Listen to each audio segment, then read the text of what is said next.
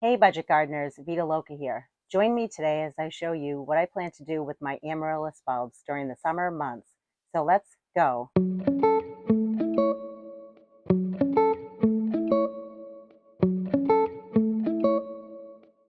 It is the middle of June and my average last frost date is May 15th.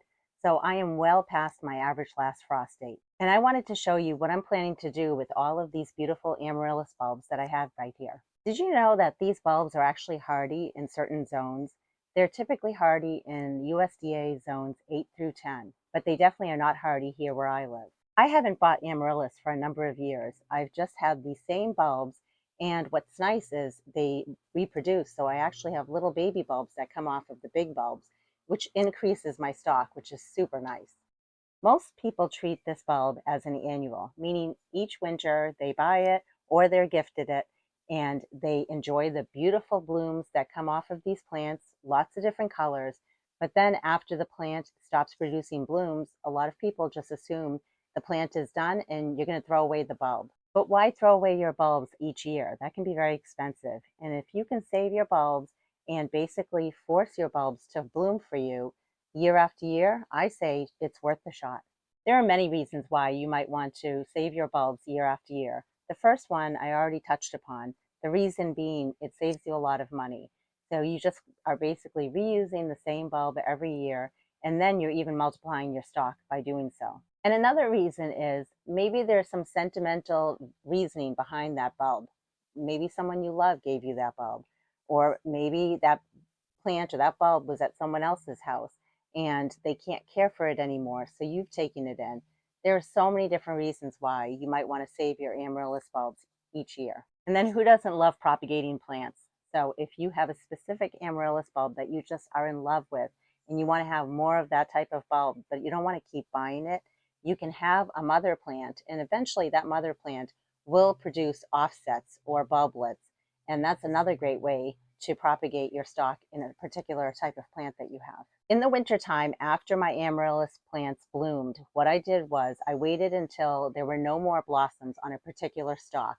Then, after deadheading each of the spent blossoms, I then removed the flower stalk just so that the plant would put energy into feeding the bulb and not into producing seeds. And then the next thing that I did was I just treated all of these plants as house plants because it was still too cold outside. So they stayed inside. I made sure I kept watering them, not too much water. You don't want to rot your bulbs. And then once your average last frost date passes, which mine has now, it is now safe to bring these bulbs outside. These bulbs have been outside for a number of weeks, and that's very important. You want to make sure you're slowly acclimating the bulbs to the outside environment, outside temperature. You want to harden the plants off in a slow fashion. You don't want to just take them from inside and bring them right outside into a sunny, windy location. So hardening off the bulb is very important. Could I have kept these indoors and still continued to treat them as a house plant? Absolutely.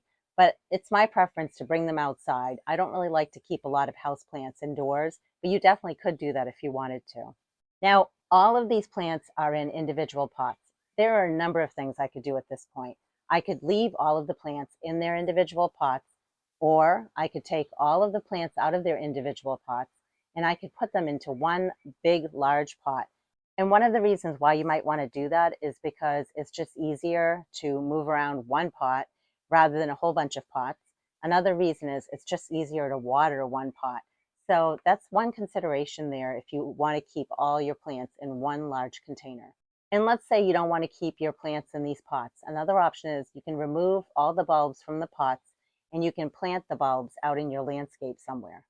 Last year, I chose to keep all of my amaryllis in their individual pots, but this year, I actually want to plant them out in the landscape.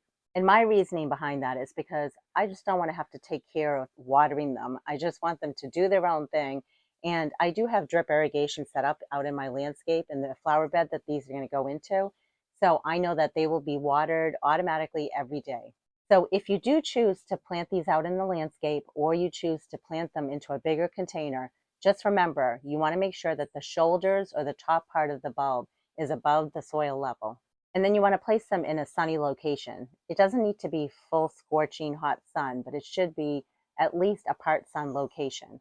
Fertilization is very important. You want to make sure you're fertilizing the bulbs every 2 weeks. I like to use Miracle Grow. You can use plant tone, you can use bulb tone, whatever fertilizer you have on hand. You don't want to fertilize too often, but fertilization is important because you want to keep feeding that bulb.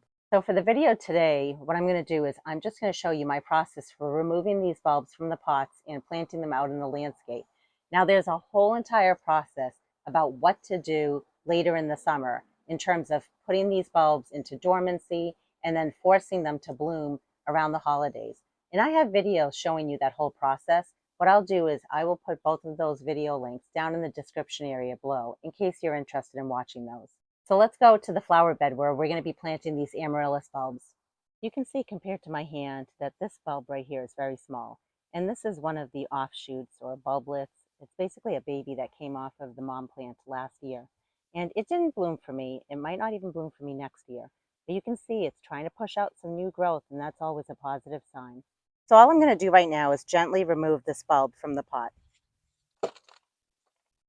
And you can see, if I just shake off some of the soil, that it has roots. There aren't a ton, but it does have a small root system. And that's key. You want to make sure that your plant has some leaves that are either forming or have formed, and also that there's some roots here. Here's another example of a smaller bulb that did not bloom for me, but it looks very healthy. It looks very good.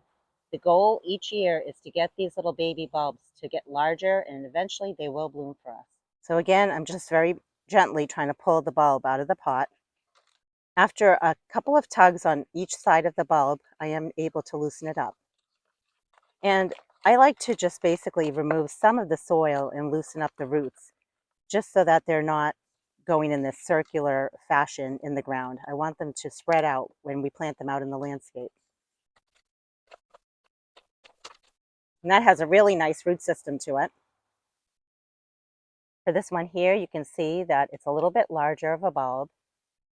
Some of these bulbs are labeled and they have the color or the variety with them. So if you do have labels for your amaryllis and you have a bunch of amaryllis bulbs, it is important to keep the labels with the bulbs when you're putting them out in your landscape or however you plan on putting them together, even if it's in a container or a pot. Again, I just want to loosen up the roots. Now that we've done these 3 bulbs together, I'm going to do the remaining 3 bulbs, and then I'll show you my process for getting these planted out in the landscape. Here on the south side of my house is this nice flower bed, and I figured this is a great place to plant the amaryllis because there are some open pockets, and I figured they would thrive right there. So you can see I planted one right here, and I planted them very close to each other. Here's another one, and notice that they are pretty much like halfway under the soil, meaning the roots are in the soil, but then I'm still making sure that the shoulders of the bulbs are sticking above soil level. That's very important. And I have a third one close by over here, and it's totally okay. If I wanted to, I could come in here and just cut off some of the leaves, especially if they got broken during the process. The key is you want to make sure that you still leave some of the leaves on. And what will happen is the plant will just continue creating new leaves during the season. And again, that's what's feeding the bulb so that they produce beautiful blooms later in the year. And then as we come this way, I have yet another bulb that I planted right over here. And I still have 2 left, so I'm going to go ahead and show you my process for getting these in the ground.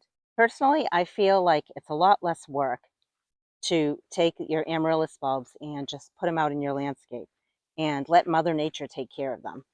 Of course, if you're having a drought and you don't have a lot of water, you do need to hand water them. But if you put them in a place where you're going to regularly be watering some plants anyway, then that makes a great location. Or if you have some sort of irrigation set up in a certain area, that also makes a great location. So I just pulled aside the mulch because this area has been mulched and I don't want to ruin the mulch. And then I'm just digging my hole, and it doesn't have to be terribly deep. It just needs to be deep enough to get those roots underground in the soil and just a little bit of the bottom of the bulb under the soil. But remember, you want half of that bulb to be exposed and be outside of the soil. And this is a small bulb.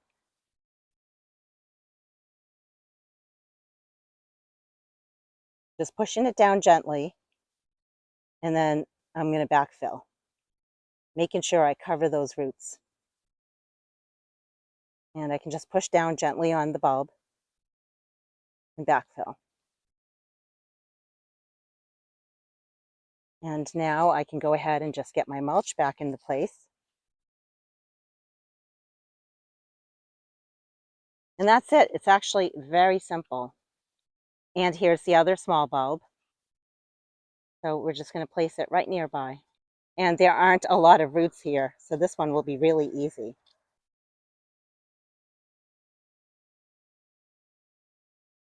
The soil is nice and wet, so I don't need to give any additional water. But if you were planting them, you want to make sure that you give the bulbs water if the soil is dry. So remember, stay tuned, because later in the season, I'll show you my process for digging up those amaryllis and getting ready to put them in dormancy. And then sometime after that, I will show you my process for pulling the amaryllis out of dormancy and getting them ready to take off so that they bloom during the winter months. If you have any questions or comments, I'd love to hear from you. Please drop them down in the comment section below. And until the next video, make it a great day with gardening.